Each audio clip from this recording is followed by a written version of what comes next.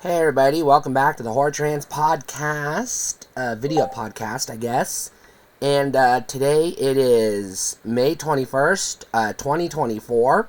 We're chugging along. 2024 is breezing by. Feels like New Year's was just a couple weeks ago. So, holy shit balls. Anyways, got a few things I've watched recently. Some of them have and or will prompt reviews, and I've got a fun actual story for you today.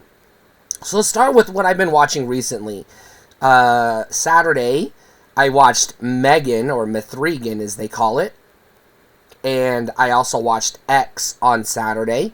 On Sunday, I watched Thanksgiving, the Eli Roth slasher.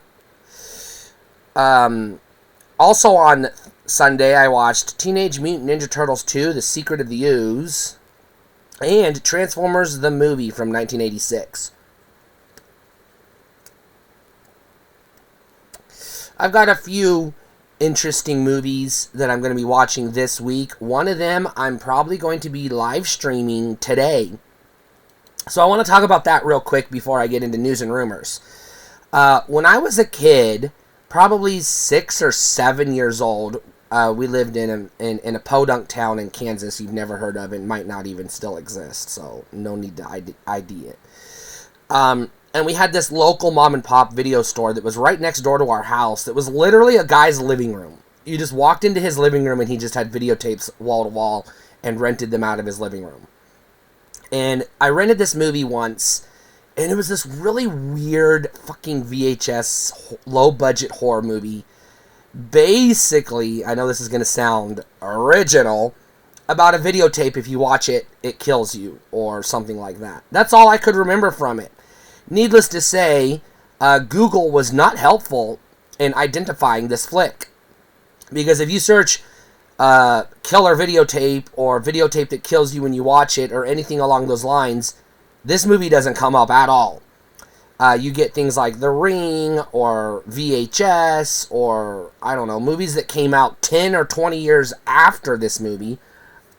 And every time I would post in a forum of horror fans and describe the movie, I would always universally get replies like, it's Videodrome, it's Videodrome, it's Videodrome. And it's like, no it isn't, I've seen Videodrome. It isn't Videodrome. Well, using some help with some new AI tools, Meta AI, and Google's revamped AI search, and chatting with some other horror fans online, I was finally able to piece it together, and I did find the movie. I now have it in my possession. I have a copy of it ready to go. I will be live streaming it today. As I watch it, for the second time in my life, but the first time with, an adult brain to be able to actually comprehend what the fuck is going on. The movie is called Remote Control, and it's from 1988. Now, I have not done any digging into it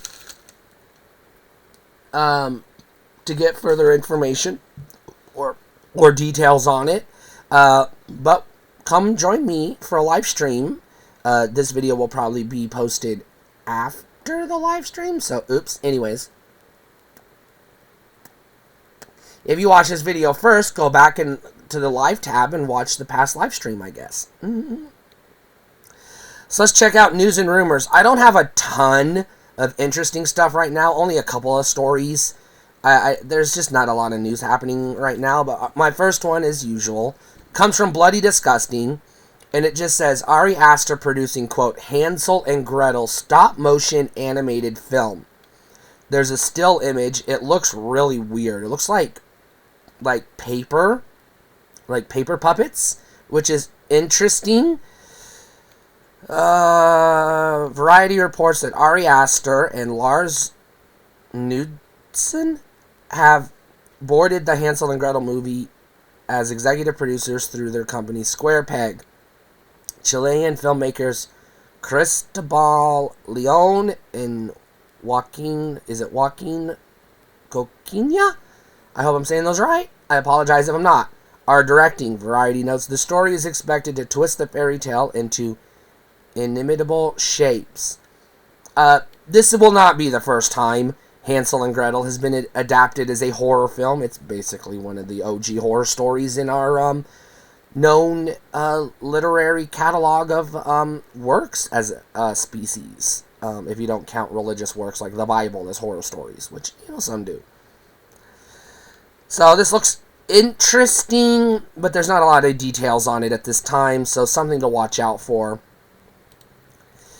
This one says, Vice Press this is also bloody disgusting. Vice Press brings Dario Argento classic Suspiria back to VHS.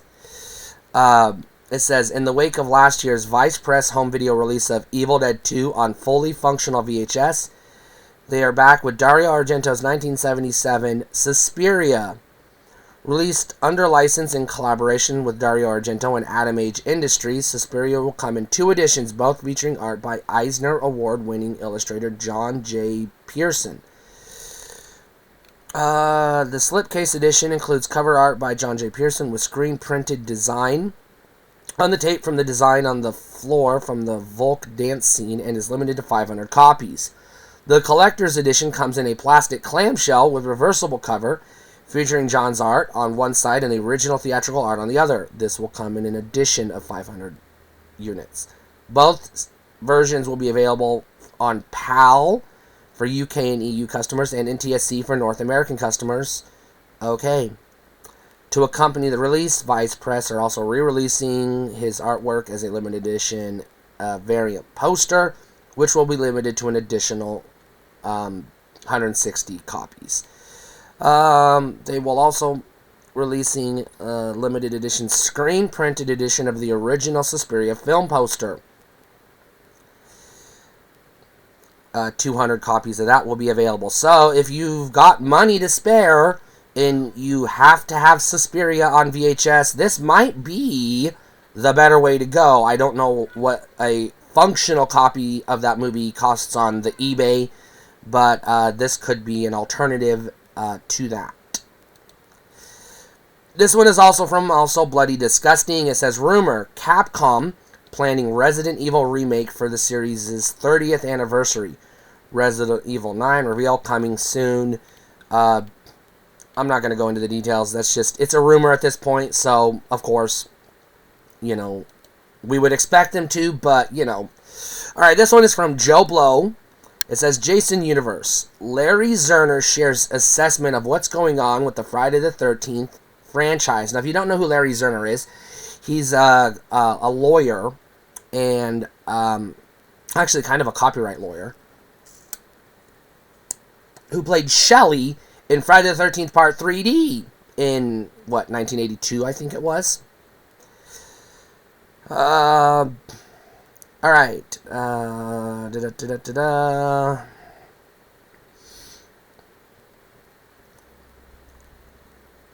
Okay, it says, franchise rights holder Bob Barsamian of Horror Inc. production company A24 is producing, we know about the TV series, blah, blah, blah. Crystal Lake, the project seemed to be on track,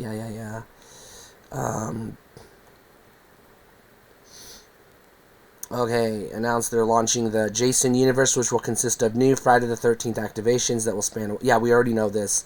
Now, entertainment lawyer Larry Zerner has weighed in on with his assessment of what's going on. Zerner wrote on Twitter, here's my take on what's going on with the franchise.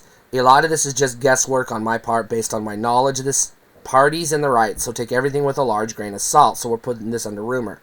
After Victor Miller won the lawsuit, the rights were divided among Victor, who owns the rights to the original movie, and any characters in the original movie, including Jason, but only in the United States, and Horror Inc., which owns the rights to all the other movies, and the rights to the original movie outside of the U.S. Horror Inc. is owned by Robert Barsamian. Sean Cunningham may be somewhat involved, but it's really Horror Inc.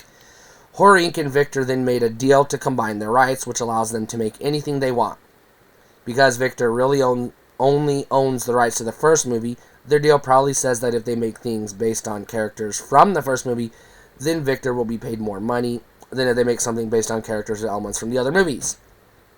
He goes on to say, I'm guessing this is why Victor and Horror Inc. made a deal to first do a remake of the first movie, which is why they are starting with the Crystal Lake television series and not jumping into movies with the adult Jason. Another wrinkle is while the rights to the characters are owned by Horror Inc. and Victor, the rights to the Friday the 13th title is owned by New Line Cinema, because New Line owns the trademark. If Horror Inc. and Victor were going to release a movie called Friday the 13th, they would have to cut New Line in on the action, which is apparently something they don't want to do. That leads to the announcement of the, quote, Jason universe, which states that Horror Inc. and Victor will be releasing all sorts of Jason-related IP. But no movies at this time and nothing under the Friday the 13th banner. He goes on to say, rights are complicated, these rights are a mess, while I, in parentheses he says, and probably most of the fans, just want to have more movies with Jason slashing away. The rights holders are trying to milk things another way. He says, in my humble opinion, this strategy has just not worked out. It has now been 15 years since the last movie. There was a lot of money to be made if everyone would just split the pie, but it appears that instead all the parties are holding out for a larger share, even though this is probably not the best use of the IP. Time will tell how things work out. I just hope that everyone can get this together and we can get new movies with Jason in the near future. We've all been waiting a long time.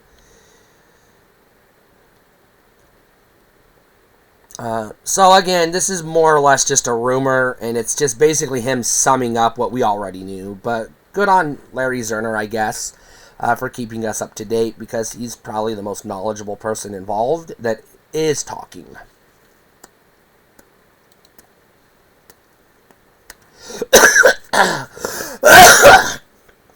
This comes from iHorror.com.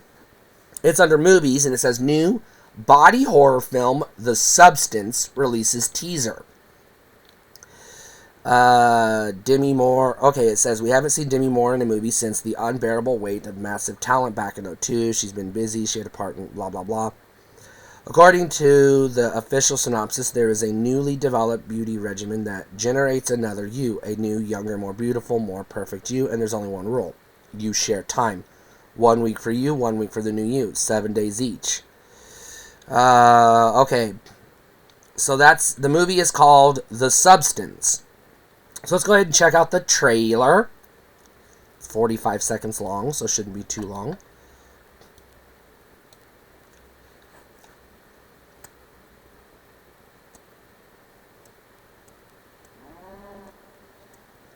Have you ever dreamt of a better version of yourself? Younger, more beautiful, more perfect.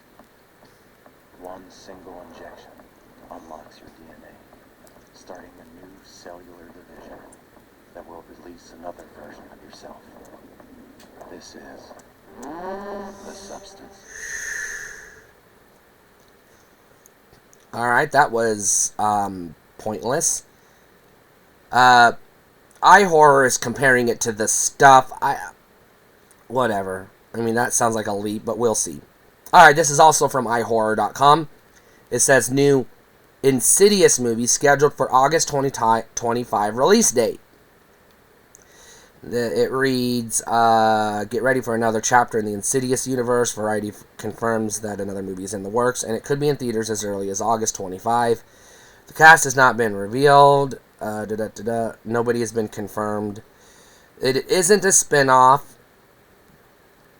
Tread an Insidious Tale, starring Mandy Moore and other people, announced in 2023. They also point out this is newly announced title released before Thread. It will be the 6th chapter in the franchise.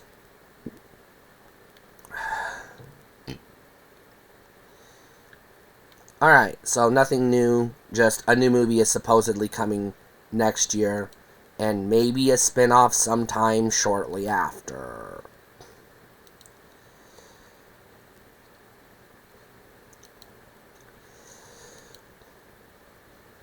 Alright, that's all I had for news and rumors. Not, like I said, not a lot going on. I only have a couple of topics today, and I don't know how far I'm going to be able to stretch them, so there's a very high probability this is a shorter episode than you're used to, but it happens sometimes. So, my first topic is the children's horror television series, books and television, Goosebumps, which has had a couple of iterations, I believe. To the best of my knowledge, Goosebumps came on the scene either in the late 80s or early to mid 90s. It was a pretty big hit with young adults and children, teenagers and such. And it got turned into a television series. I believe there's a modern television series, but I haven't looked into that. I've just heard people talking about it, so I don't know the details or where it's streaming, if at all, or what's going on with it. But here's the thing. I was into horror a little bit as a child. And when I say a little bit, it's complicated because I was into horror, but I lived in a house that went from having no religion, and then all of a sudden when I was 12, my dad became a Baptist and things changed. And then horror movies were no longer allowed in the house. But my interest in horror never went away, but it was a lot harder for me to consume horror media. We were able to watch Are You Afraid of the Dark pretty regularly on Nickelodeon because it was pretty tame and my parents didn't have an issue with it. Goosebumps, on the other hand, I don't know if there was some conservative media outrage or backlash against it, but this one was not allowed in the house for whatever reason. So I did not read any of the books, and I did not watch the show except for maybe one episode or two here or there in passing whenever I stumbled across it flipping through the channels when my parents weren't home. It wasn't something I regularly watched. I don't have a lot of experience with Goosebumps, but I wanted to talk about it a little bit because I know for a lot of people it is a beloved franchise, and for a lot of people it was their gateway into horror. And so, to that end, I want to at least commend it for existing, for people who do enjoy it. And I want to say, unfortunately, I don't really have much else to say about it other than, as a mild curiosity, I might, at some point in time, actually go back and try to revisit the original TV series, and maybe, if there is a modern one, check it out as well. But I'm not making any commitments. I just want to put out there because I know people talk about Goosebumps all the time. So I kind of wanted to, I guess, get on the record. I am not the person to talk about Goosebumps. I know literally nothing about it. I'm not even 100% convinced that the things I've said so far in this video are 100% accurate. I'm just going on what I know, which is very little, or what I've heard, which could not necessarily all be accurate. So, unfortunately, there's not a lot else I can say about Goosebumps, but I had it on the list for a while to talk about because people requested it, and I was like, well, thing is, I don't really know what to say about Goosebumps, and I'm not going to, I just don't have the time right now to invest in a TV series. I'm so far behind on my movie watching that I'm not going to be able to get into a TV show for a very long time. Speaking of TV shows, is Bones, the crime drama that ran on Fox Network for several fucking seasons, is it a horror show? Now, normally, I don't classify crime dramas like CSI and CIS and stuff like that as horror. I put them under procedurals or crime dramas, things of that nature. But Bones, to me, feels different. I watched the first few seasons of Bones, and I think at least the first 3 seasons felt like a continuous horror movie stretched out over 3 seasons, instead of just your standard police procedural like Law and Order or whatever.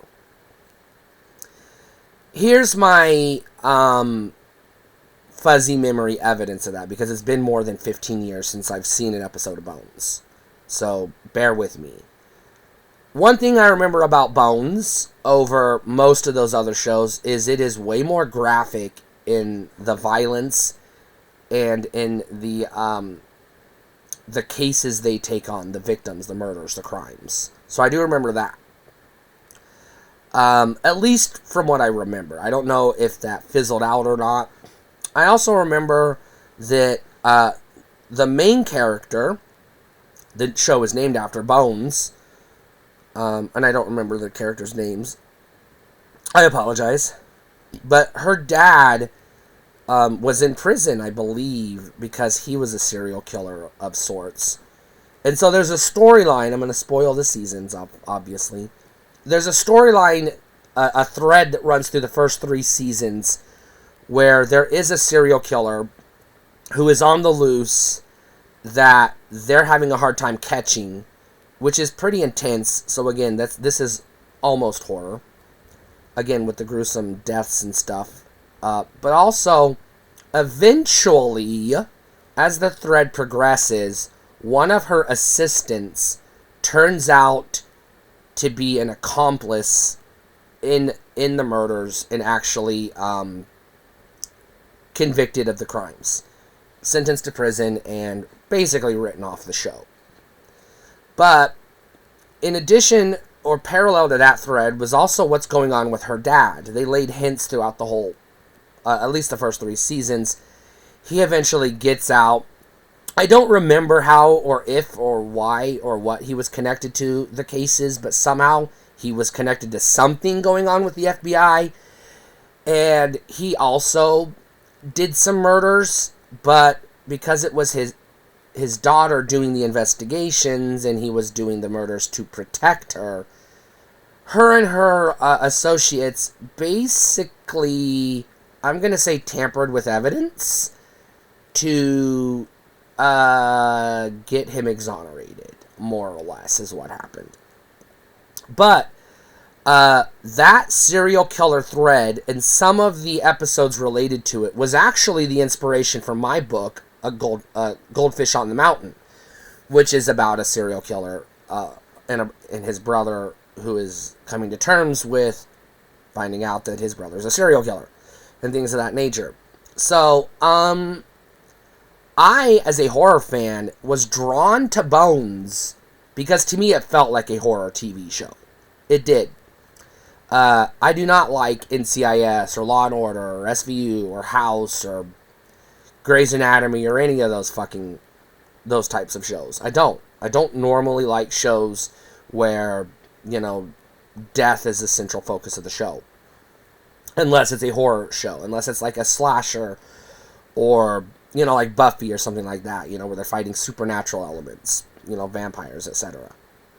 Even that, Buffy was like, as much as I enjoyed it, which I did, don't get me wrong, I only had the constitution and fortitude, mental-wise, to get through one watch of Buffy, and I was like, okay, seen it, experienced it, time to move on. I'm not a regular rewatcher of Buffy. I tried to rewatch the series a couple of times, and I can never get past, like, the first 2 or 3 episodes. It's pretty bad, it's pretty boring, it's pretty dated, pretty cheesy, and, very obviously made for teenagers, and I'm not a teenager anymore. So I have not been able to revisit Buffy. I love the universe that they created, for the most part, and the stories and characters they told, for the most part, but I was not a big fan of Buffy. Bones, on the other hand, I loved the first 3 seasons, and the reason why I mentioned the first 3 seasons isn't because the quality of the show dipped or anything, but because of the consequence of that storyline. One of the main characters left the show, and this introduced the revolving door of new assistants, that you got a new assistant every week and you had to try to follow them, and also introduced the character of Dr. Sweets, who was a criminal psychologist or something of that sort, who was basically there to provide workplace therapy for Angel's character. I forgot, David Boreanaz. I forgot the name of the character, but the guy who plays Angel, he was a cop in the show. His character for basically complications, work stress, etc., because he fired his gun in the field unprovoked. By the end of the 5th season, I tapped out. I was not interested anymore, so I couldn't watch Bones anymore. And I felt like midway through season 4, it had shifted away from like more horror elements to more standard, boring police procedural. It just didn't feel like a horror show anymore. It felt like a buddy cop show, starting with season 4 and 5. And I don't have any issues with the character suites, and yes, I know what happens in the story because my mom watched Bones all the way to the end, and she made me sit through that episode with her because she's like, and obviously I was like, all right, I'll watch it with you. So I do know what happens in Bones, but I didn't pay attention or watch it after midway through season 5. I just walked away. So what I want to ask the question is, do you think Bones, the TV show, was a horror show? If so, what are your thoughts on that? If not, why not? What is your hang up on calling it horror? And also, did you watch the show all the way to the end, or did you like me tap out midway through? Unfortunately, that's all I really had time to put together. I had some issues. I don't want to get into work-related stuff. And so I had a really stressful past couple of days. So I don't have anything else to talk about. So unfortunately, like I said, this is going to be a shorter show. So thanks for watching and stay cool.